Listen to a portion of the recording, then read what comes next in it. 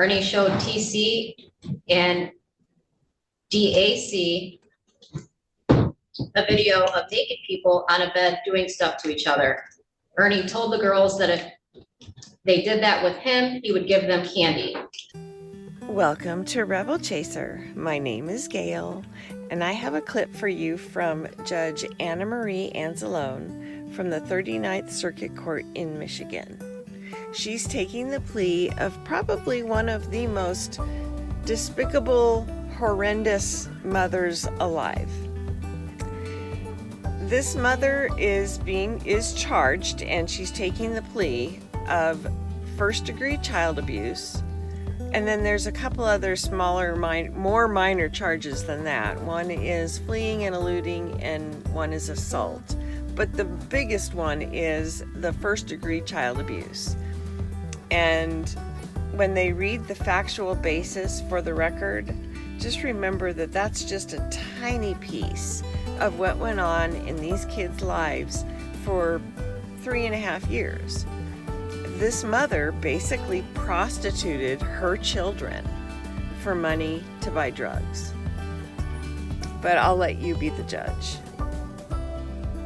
This is in the matter of the people of the state of Michigan versus Jamie Lee Carden, file number 2022-21124 FC. I have David Goldstein appearing on behalf of Jamie Carden. I have Jacqueline Weiss appearing on behalf of the people. Is Mr. Hartung also here on this? And Douglas Hartung appearing on behalf of the people. This is a date and time set for a plea in this matter. I have received an amended information. Mr. Goldstein, have you received that amended information? Yes, Your Honor. All right, and how would you like to proceed? Before we begin, Your Honor, I'd like to ask my client some questions. Okay, so Ms. Carden, you'll stand there and I'm going to ask you to raise your right hand. Do you solemnly swear or affirm to tell the truth, the whole truth, and nothing but the truth?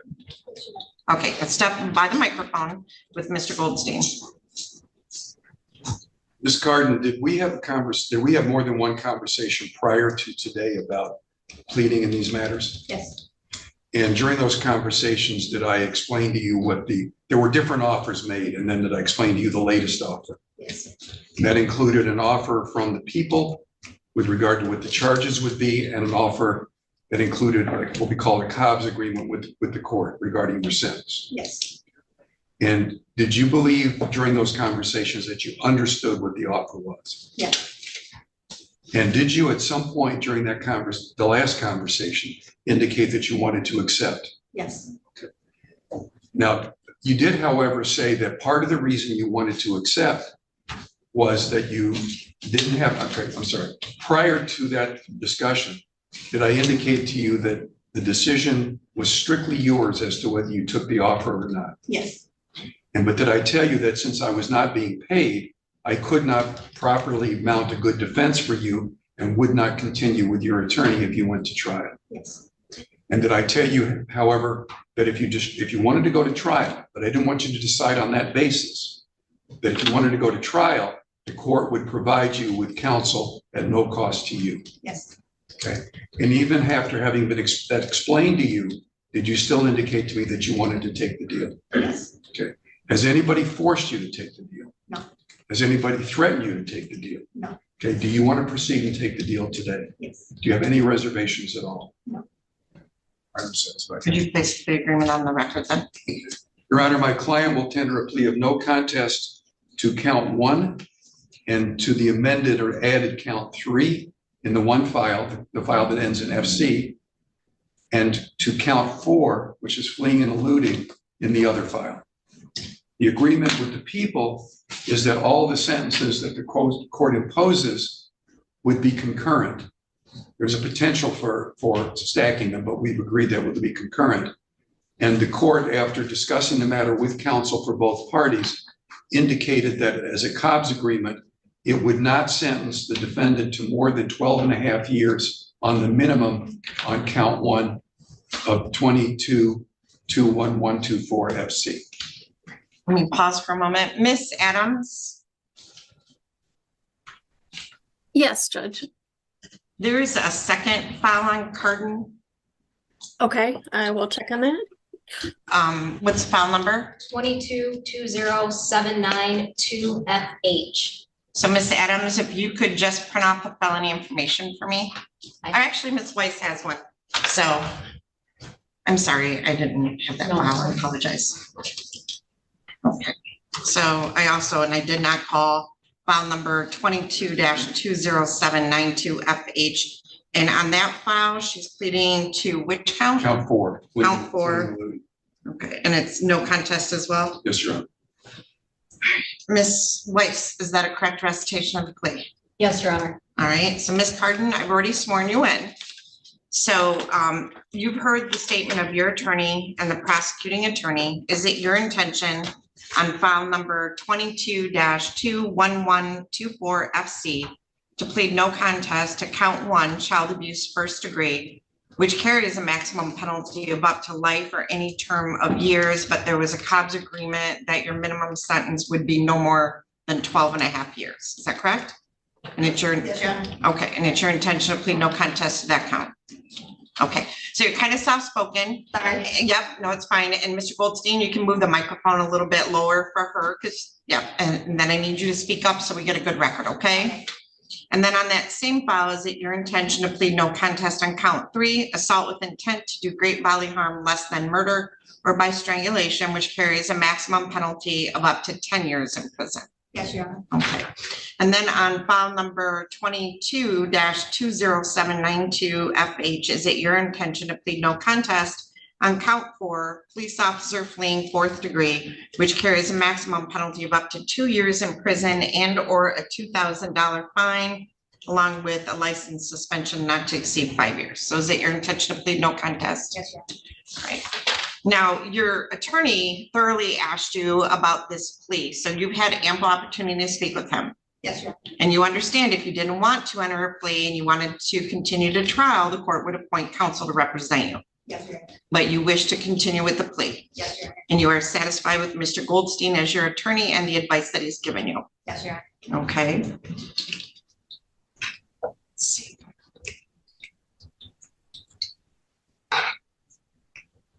So other than the plea agreement and the Cobb's agreement regarding count 1 of file number 22-21124FC, neither the prosecutor, the defendant, nor anyone on the defendant's behalf has discussed any other possible sentence with the court. Is that correct, Mr. Goldstein? That's correct, Your Honor. Mr. Hartung? That's correct, Your Honor. Ms. Weiss? That's correct. Okay.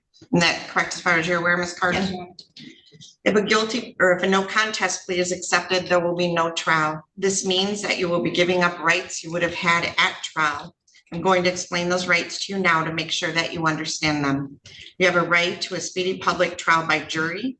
You may ask for a non-jury trial, and if the prosecutor and court agree, you can have a non-jury trial. You have the right to be presumed innocent until proven guilty beyond a reasonable doubt. You have the right to have the prosecuting attorney prove beyond a reasonable doubt that you are guilty, and you do not have to prove anything. You have the right to be present at trial and have witnesses against you appear at your trial and to ask those witnesses questions. You have the right to have the court order any witnesses you have for your defense to appear at the trial. You have the right to remain silent during your trial and not to have your silence used against you. However, you also have the right to testify at your trial if you want to testify. Do you understand that if your plea is accepted, you may be giving up the right to appeal issues that would otherwise be appealable if you were convicted at trial? Do you understand that? Yes, Your Honor. Do you understand that any appeal from the conviction and sentence pursuant to the plea will be by application for leave to appeal and not by right? Do you understand that? If you are not a citizen of the United States of America, a conviction of a crime may result in deportation, exclusion from admission to the United States of America, or denial of naturalization. Do you have any questions about the rights that I've given to you? No, Your All right. So, Ms. Carden, on file number 22-20792FH, your options are not guilty or no contest, okay? How do you wish to plead to the charge that on or about March 16th of 2022 in the village of Blissfield in the county of Lenawee that you did commit the offense of police officer fleeing 4th degree? Yes, Your Honor. No Oh, contest. no contest. Okay.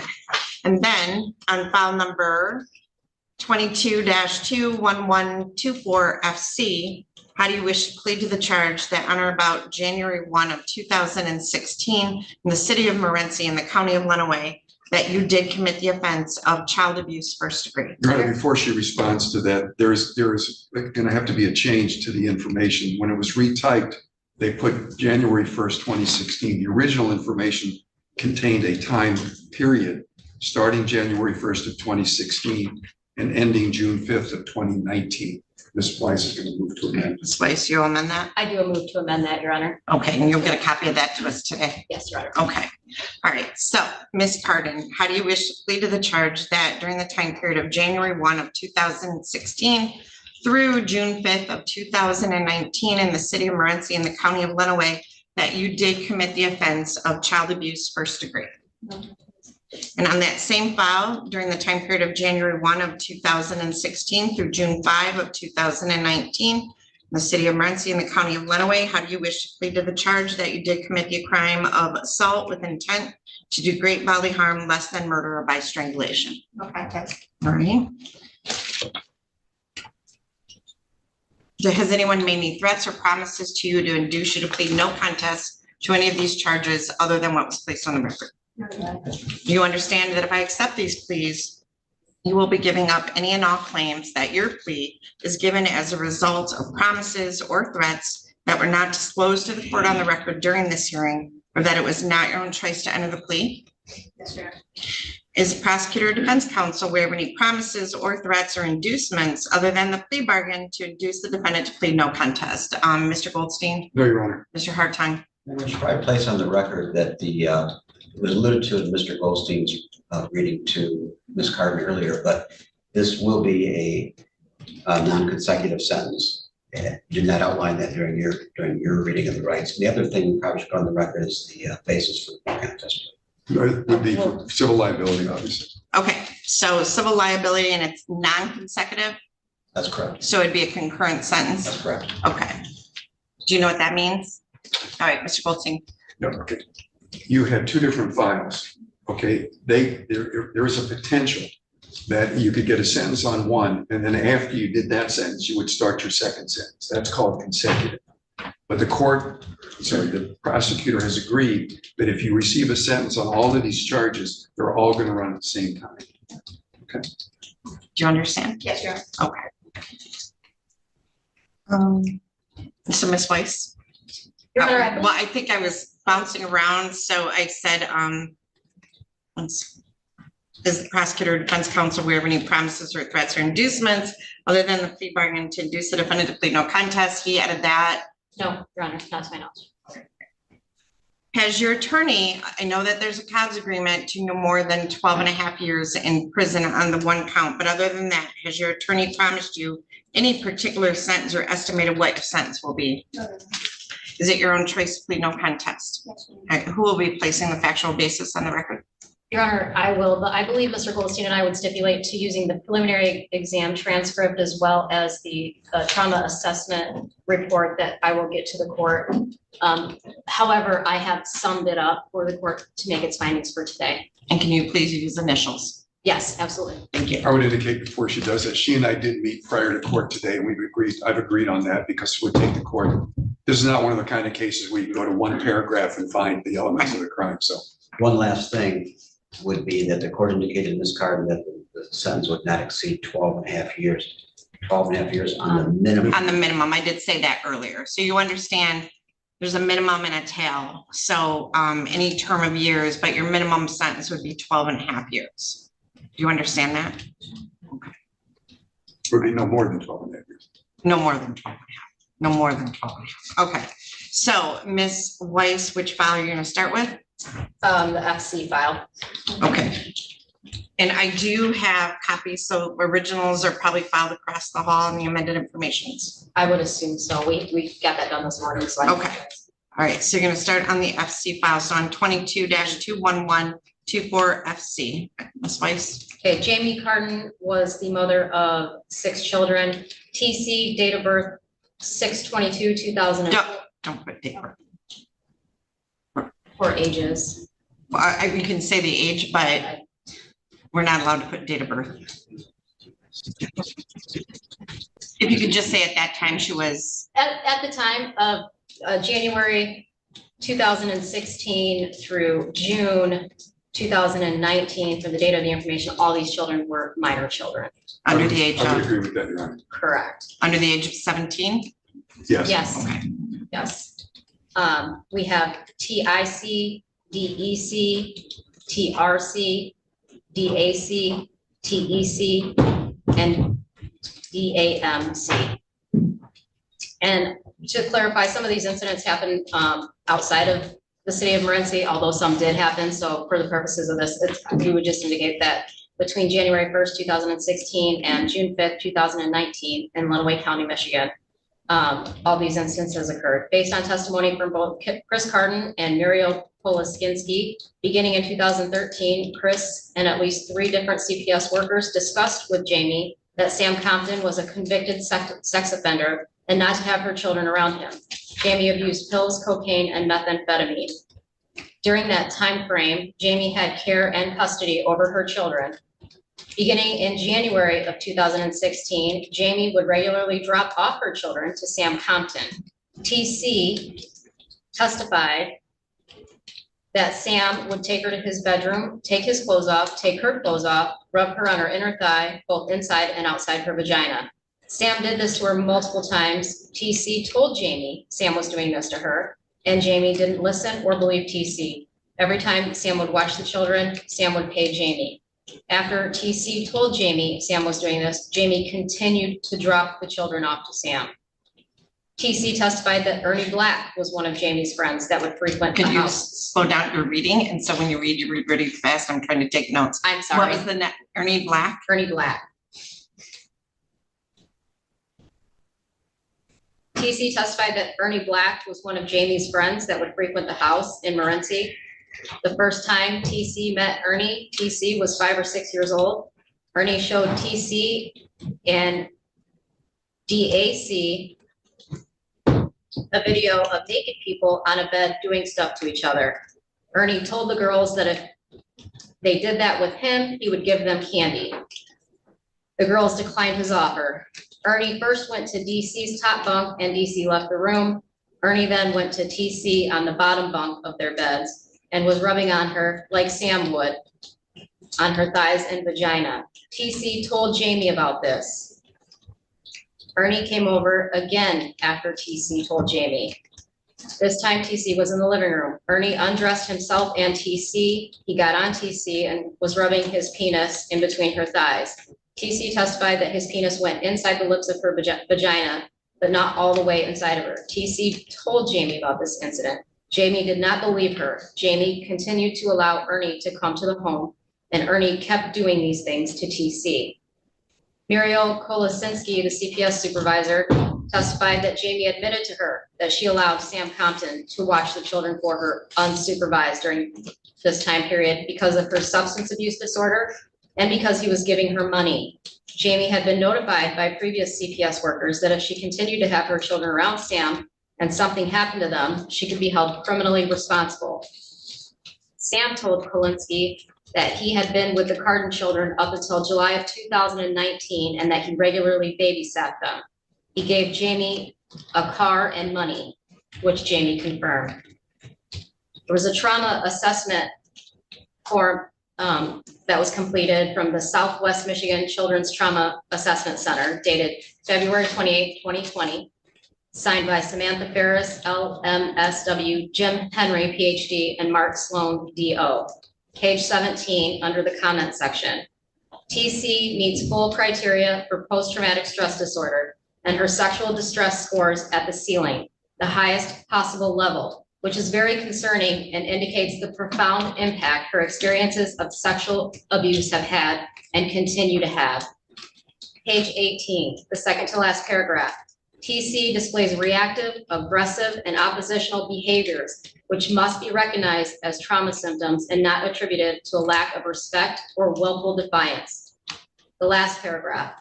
While TC is no longer in imminent danger, her brain cannot register safety and continues to fire messages of survival. Trauma has injured her brain. Page 21 is the diagnosis, post-traumatic stress disorder, chronic type. Based on all the above facts, Jamie Carden did knowingly cause serious mental harm to TC by unlawfully conspiring with Ernie Black and or Sam Compton to engage in sexual penetration of TC. Is it 1, 2, or more incidents of sexual penetration? Multiple incidents of sexual penetration. More than 3? Yes. By both Sam Compton and Ernie Black. Any additions to that, Mr. Goldstein? No, Your Honor.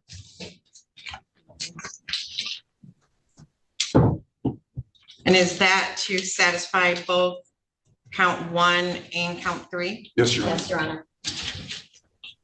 Based on the facts placed on the record and from the information contained in the police report, preliminary exam transcript, as well as the 2020 trauma assessment, the court finds beyond a reasonable doubt that during the time period of January 1 of 2016 through June 5 of 2019 in the city of Morenci and the county of Lenawee, that the defendant did commit the offense of child abuse first degree by knowingly and intentionally allowing serious physical and mental harm to a child and causing it by allowing 2 registered sex offenders, Ernie Black and Samuel Compton, to babysit unsupervised the minor children, all under the age of 17.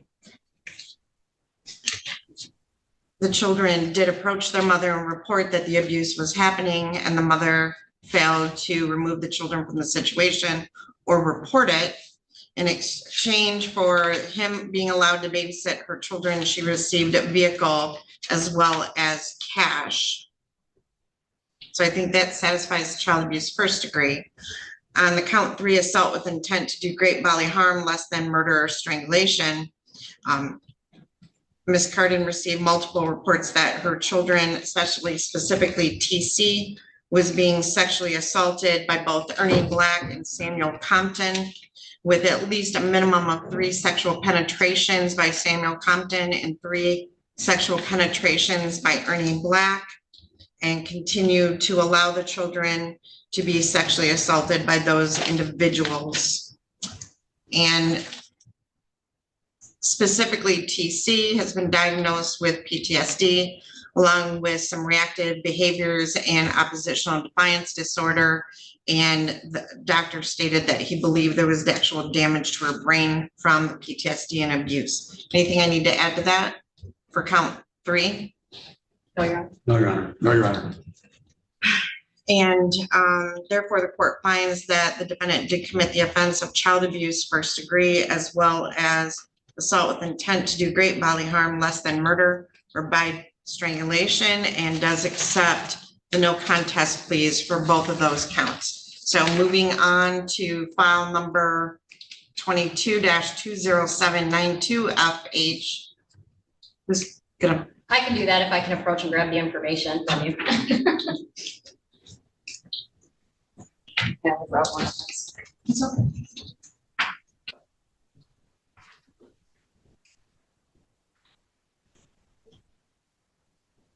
Your Honor, on or about March 16th, 2022, in the village of Blissfield, County of Lenawee, State of Michigan, Jamie Lee Carden was operating a Ford Explorer on Main Street.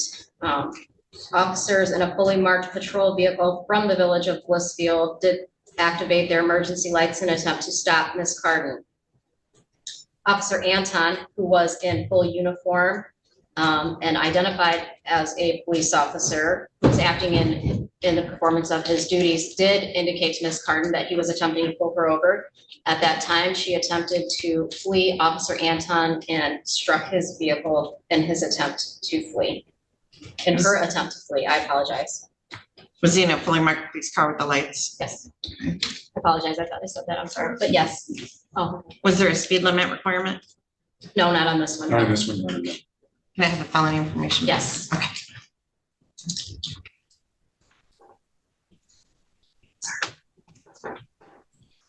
Anything to add to that, Mr. Goldstein? No, Your Honor. Based on the facts placed on the record and from the information contained in the police report, the court finds beyond a reasonable doubt that on or about March 16 of 2022 in the village of Blissville in the county of Lenawee that Ms. Carden was operating a motor vehicle, I believe it was Ford Explorer, in the village of Blissfield. And Officer Anton, a police officer in a fully marked uniform and a fully marked motor vehicle, attempted to pull her over, and she failed to pull over and attempted to flee and or elude the police officer and ended up striking the police officer's vehicle. Is that correct? Yes, Your Honor. And the court therefore finds that the defendant did commit the offense of police officer fleeing 4th degree and accepts the no contest plea. Has the court complied with MCR 6.302 B, C, and D? Mr. Goldstein, Yes, Your Honor. Mr. Hartung, It has, Your Honor. Ms. Weiss? Yes, Your Honor. I do find the plea has been given understandably, voluntarily, and accurately. The defendant has full knowledge of her rights. She does have competent counsel. There has been a COBS agreement for one of the counts, as well as the added terms that the sentence would be concurrent. And I'm going to refer this matter to the probation department for a pre-sentence investigation. Are you currently on parole or probation? Yeah. Okay. Mr. Goldstein, I can do January 5 at 8:15. That would work, Your Honor. That's Friday, right? Yes. Yeah, that's right. Yes, Your Honor. Right, I will set this for sentencing on January 5 at 8:15 in the morning. I would indicate, Your Honor, that we are scheduled for a jury trial on Wednesday in front of you, so yeah, I'll be here probably one way or the other. On January 3rd. I have Zachary Rose. Did we move that? Did we No, move it's that? it's still going. So, yeah, January 3rd. So Miss Adams, could I set this And I for hope it's- January 3rd? January, Miss Hennigan, you're not muted. I don't, oh, maybe you are. Miss Adams, can I set this for January 3rd or January? That's a Wednesday. I don't mind putting it on for Friday with your. I can do it in the afternoon if you're here for Yeah, trial. okay, that's fine. Okay. Judge, we were Can I doing set it- January 5th, if that's what you were asking. Say it again. We were doing January 5th on the other cases. Right, but Mr. Goldstein has a jury trial in front of me on January 3rd. Okay. So could we do 1:30 on January 3rd? I do not see him on January 3rd. When is Zach Rosenberg set? Cut down for the 3rd. Hold on. Yeah. Miss Adams, when is Zachary Rosenberg set for trial? Checking, Judge. Maybe you weren't going to trial that day. Okay. Would have been a surprise.